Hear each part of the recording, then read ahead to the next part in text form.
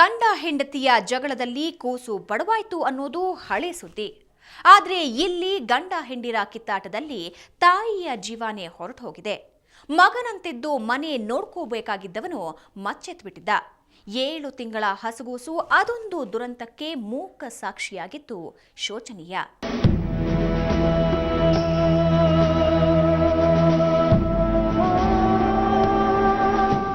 ಈ ಪುಟ್ಟ ಮಗುಗೆ ಅಮ್ಮನ ಹೊರತಾಗಿ ಮತ್ತೇನು ಗೊತ್ತಾಗಬೇಕು?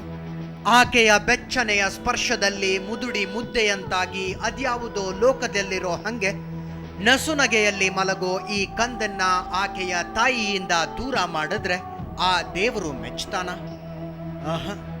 ದೇವರೊಂದೇ ಏನು, ಯಾವ ಮನುಷ್ಯರೂ ಮೆಚ್ಚೋದಿಲ್ಲ. ಅದು ಮನುಷ್ಯತ್ವನೇ ಅಲ್ಲ. ಆದ್ರೆ ಹಂಗಂತ ಹೇಳೋದಕ್ಕೆ ಹೋಗೆ ಆ ತಾಯಿ ಸತ್ತು ಮಲಗಿದಾಳೆ. ಮಗಳ ಸಂಸಾರದ ಮಧ್ಯೆ ಬಂದ ಹೆತ್ತವಳು ಅಳಿಯನಿಂದಲೇ ಒದೆ ತಿಂದ್ಲು. ಇವನು ಅಲ್ಲಿ ಕುತ್ಕೊಂಡಿದ್ದ, ನಾವು ನೋಡಿಲ್ಲ. ಸರಿ, ನಮ್ಮಮ್ಮ ಅಲ್ಲೊಬ್ರು ವಾಚ್ಮ್ಯಾನ್ ಅಮ್ಮ ಅಂತಿದ್ದಾರೆ, ಅವ್ರ ಮನೇಲಿ ಊಟ ಕೇಳೋದಕ್ಕಂತ ಹೋಗಿದ್ರು. ಇವನು ಬಂದ್ಬಿಟ್ಟು ಮಗುನ ಕೊಡು ಅಂತ ಜಗಳ ಮಾಡ್ತಾ ಇದ್ದ. ನಾನು ಅದಕ್ಕೆ ಹೇಳಿದೆ, ನಾನು ಮಗುನ ಕೊಡೋದಿಲ್ಲ, ನೀವು ನಿಮ್ಮಮ್ಮ ಎಲ್ಲ ಹೇಳಿದ್ರಲ್ಲ ಕೇಸ್ ಹಾಕೋತೀನಿ, ಕೇಸ್ ಹಾಕ್ಬಿಟ್ಟು ಕೋರ್ಟಲ್ಲಿ ನೋಡ್ಕೋತೀನಿ ಅಂದ್ರಲ್ಲ, ಕೋರ್ಟಿಂದ ಇಸ್ಕೊಳ್ಳಿ ಮಗುನ, ಅವಾಗ ಕೊಡ್ತೀನಿ.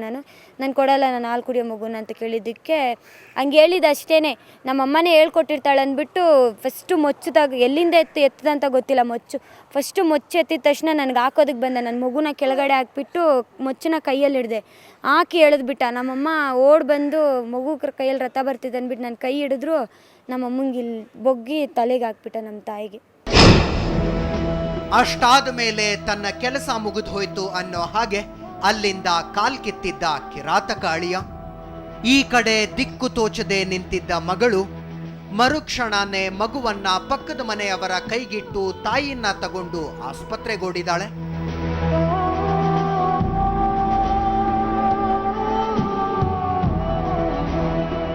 ಮಗುನ ಪಕ್ಕದ ಮನೇಲಿ ಬಿಟ್ಬಿಟ್ಟು ನಾನೊಬ್ಬಳೇ ಅಲ್ಲಿ ಒಂದು ಸಿಟಿ ಕ್ಲಿನಿಕ್ ಇದೆ, ಅಲ್ಲಿ ತೊಗೊಂಡೋದೆ. ಅವ್ರು ಇಟ್ಕೊಂಡು ತಲೆಗೇಟಾಗಿದೆಮ್ಮ, ಎಮರ್ಜೆನ್ಸಿ, ಪ್ರಾಣಕ್ಕೆ ಅಪಾಯ ಆಗುತ್ತೆ, ನಿಮ್ಮಾನ್ಸಕ್ಕೆ ಕರ್ಕೊಂಡು ಹೋಗು ಅಂತ ಹೇಳಿ. ಸರ್, ಅಲ್ಲಿಂದ ಆಟೋದಲ್ಲಿ ನಿಮ್ಮಾನ್ಸಕ್ಕೆ ಕರ್ಕೊಂಬಂದು ಹಾಕಿದೆ. ಮತ್ತು ಅಲ್ಲಿ ಕಂಪ್ಲೇಂಟ್ ಮಾಡಿಲ್ಲ, ಇನ್ನು ಅಲ್ಲಿ ಟ್ರೀಟ್ಮೆಂಟ್ ಕೊಡ್ತಾನೆ ಇದ್ದರು. ಅವ್ರು ಹೇಳಿದ್ರು ಆಪ್ರೇಷನ್ ಮಾಡಬೇಕಮ್ಮ, ಬ್ಲಡ್ ಕ್ಲಾತ್ ಆಗಿದೆ, ಆಪ್ರೇಷನ್ ಮಾಡಬೇಕು ಅಂತ ಹೇಳಿದ್ರು. ಹೇಳಿದ್ದಷ್ಟೇ, ಏನು ಮಾಡೋದಕ್ಕೂ ಅವಳು ಉಳಿಲಿಲ್ಲ.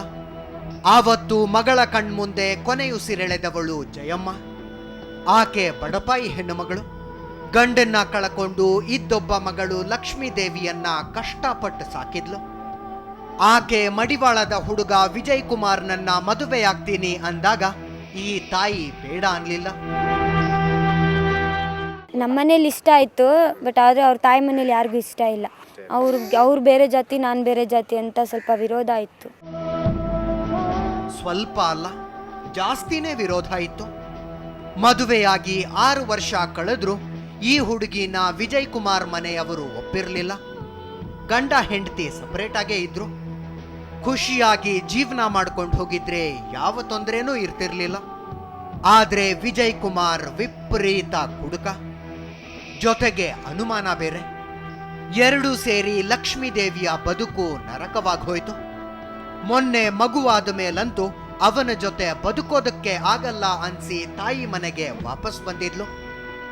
ಆವತ್ತಿಂದ ಶಿವಕುಮಾರ ಮಗು ಬೇಕು ಅನ್ನೋದಕ್ಕೆ ಶುರು ಮಾಡಿದ್ದ. ಅವನಿಗೆ ಮಗು ಬೇಕು ಅಂತ ಜಗಳ ಮಾಡ್ತಾ ಇದ್ದಾನೆ. ಅವ್ನು ಬೇಡ ಅಂತ ಟೇಷನಲ್ಲಿ ಬರೆದು ಕೊಟ್ಬಿಟ್ಟು ಬಂದುಬಿಟ್ಟಿದ್ರಿ ನಾನು. ಅವ್ನು ಬೇಡ, ಅವ್ನು ತುಂಬ ತೊಂದರೆ ಕೊಡ್ತಾನೆ ಅಂದ್ಬಿಟ್ಟು ಟೇಷನಲ್ಲಿ ಕಂಪ್ಲೇಂಟ್ ಕೊಟ್ಬಿಟ್ಟು ಬಂದಿದ್ದೆ. ಇದರಿಂದ ಅವ್ನು ಬಂದುಬಿಟ್ಟು ಮಗುನ ಕೊಡು, ಇಲ್ಲಾಂದರೆ ಸಾಯಿಸ್ಬಿಡ್ತೀನಿ, ನಿನ್ನೂ ಸಾಯಿಸ್ಬಿಡ್ತೀನಿ, ನಿಮ್ಮ ಅಮ್ಮನ್ನೂ ಸಾಯಿಸ್ಬಿಡ್ತೀನಿ, ನೀನು ನಿಮ್ಮ ಅಮ್ಮನ ಮಾತು ಕೇಳ್ಕೊಂಡೆ ಮಗುನ ಕೊಡ್ತಾಯಿಲ್ಲ, ಸಾಯಿಸ್ಬಿಡ್ತೀನಿ ನಿಮ್ಮ ಅಮ್ಮನ್ನ, ನಿನ್ನೂ ಸಾಯಿಸ್ಬಿಡ್ತೀನಿ, ನಾನು ಮಗುನ ತೊಗೊಂಡೋಗ್ತೀನಿ ಅಂತ ಬೆದರಿಸ್ತಾ ಇದ್ದ. ಅದು ಈ ಮಟ್ಟಕ್ಕೆ ಬರಬಹುದು ಅಂತ ತಾಯಿ ಮಗಳು ಊಹಿಸಿರಲಿಲ್ಲ.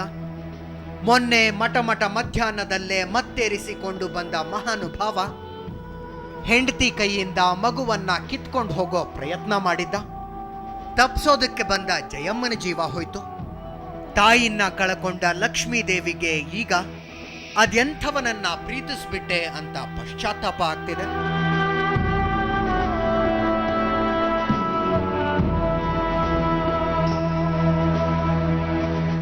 ಚೆನ್ನಾಗಿ ಬದುಕಿಸುವುದಕ್ಕೆ ಬರದ ಗಂಡಸರು ಹೀಗೆ ಬೆಂಕಿ ಥರ ಬಂದು ಬದುಕನ್ನೇ ಕಿತ್ಕೋತಾರೆ. ಇಂತಹವರಿಗೆಲ್ಲ ಮದುವೆ, ಮಕ್ಕಳು ಎಲ್ಲ ಯಾಕೆ ಬೇಕು? ಸುಖವಾಗಿ ಸಂಸಾರ ಮಾಡ್ಕೊಂಡು ಹೋಗೋದು ಹೇಗೆ ಅನ್ನೋದು ಗೊತ್ತಿಲ್ಲದೆ ಹೀಗೆ ಕಾದಾಡಿ ಹೆಣ ಕೆಡುಕೋರಿಗೆಲ್ಲ ಆ ಭಗವಂತನೇ ಬುದ್ಧಿ ಕೊಡಬೇಕು ಅಷ್ಟೇ.